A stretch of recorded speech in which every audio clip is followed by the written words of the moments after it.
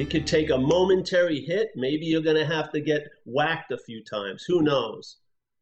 I don't know. But what happens is something makes an impression. I find if you honor that impression, it can become a certainty. And then there's no need, though you may like to read scriptures or you may like to do a lot of different things, there'll be no need to get outside verification. You'll know prior to conditional knowing. You'll just have an understanding that's prior to acquiring an understanding. And it is active at all times with no requirement necessary. It's constantly available and active in that obviousness.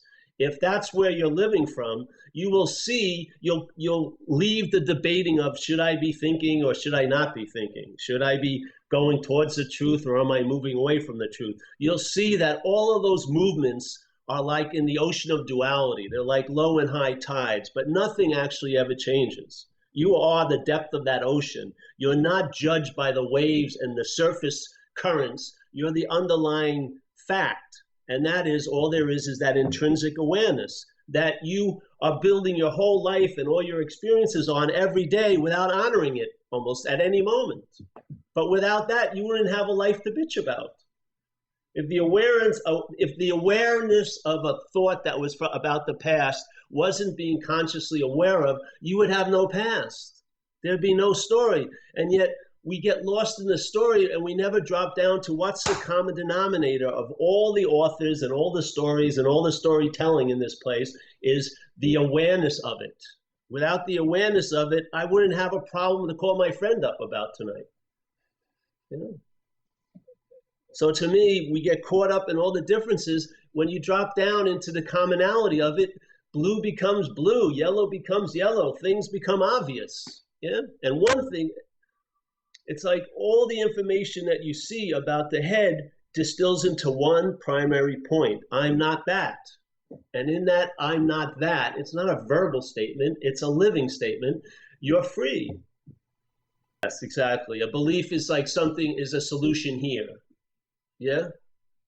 See, in duality, there's a lot of problems and there are a lot of solutions to those problems. But very few people see that the real dilemma is the problem-solution dynamic. Yeah? It's like that to me is the bigger delusion, is that there's a problem and there's a need to have a solution for it. This is prior to that. The best way to get out of something is to realize you were never in it. That's the best way. That's for sure the best way.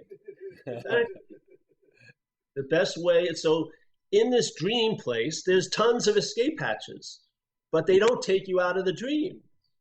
You get the feeling that you're leaving the dream, but you don't leave the dream. They have the sign exit, but they don't go anywhere. Something alters, something changes, but still it's... That keeps the hope incessant. Something changes, you get a little hit, and therefore it's just like a drug addict. They're always trying to reproduce the first hit they ever had. Thousands and thousands of hits later, they're still trying to reproduce that feeling of ease and comfort they got when they first shot up. That's the same thing the mind does here. You do something and you get a little bit of relief, and that becomes the horse you're going to ride now.